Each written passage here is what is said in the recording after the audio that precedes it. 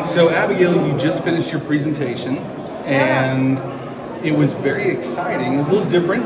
So what was it about? So I was talking about pottery, and I do get excited about pottery, especially when I find a special type like I knew pottery, which is the topic of my talk.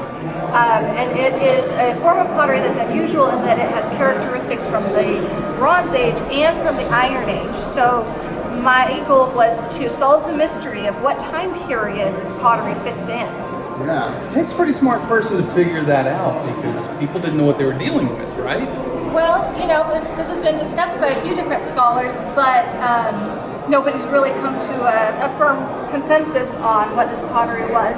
And again, my opinion is just another suggestion, and I really want to go and get my hands on the pottery and see if I can get some more answers that way. Sure, and there's some unusual markers on these. They have these dots, these impressions. What's that all about, or do we know? So some of these pottery pieces, the handles of them have, probably with a reed, they punched holes in them, different amounts of holes in. There's even some with 2 holes and a slash that looks like a little face, eyes, and a nose. And this is very common actually in Iron Age 1 Israel.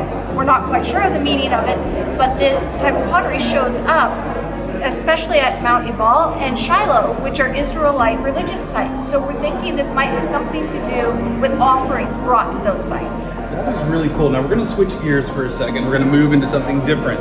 So you're a former student at the Bible Seminary. Right. Yeah, and an employee. Yeah. Yeah, and I'm trying to fill your big giant shoes, which have big giant shoes. But figuratively. So something really big is happening. You've graduated, and now you're doing something else. What are you doing tomorrow morning? Tomorrow morning I'm headed to the airport, and I am flying to Israel to start my PhD program at Ariel University. So I'm pretty excited about that. It's been a long process getting to this point, but I think it's going to actually work out. So is pottery going to have anything to do with this PhD program?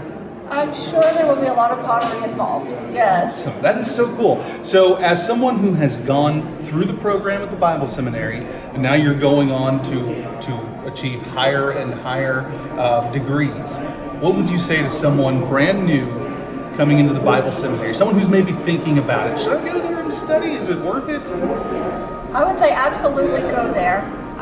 It's great. The education is top notch. It feels like family. How did it help you to take a step closer to what you want to do? At the Bible Seminary, I was able to get a broad range of biblical topics in the classes, but also to focus in on my particular interests. And I was able to take each and every class and find something in that class that benefited me toward what I wanted to do, which is biblical archaeology.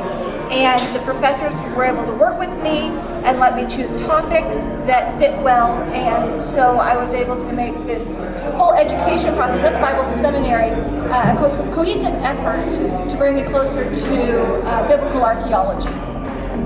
Cool. Well, thanks, and we're wishing you the best of luck. We also are wishing God's blessings on you as you go on to Israel. We can't wait to see you in the field. Thank you. Yeah.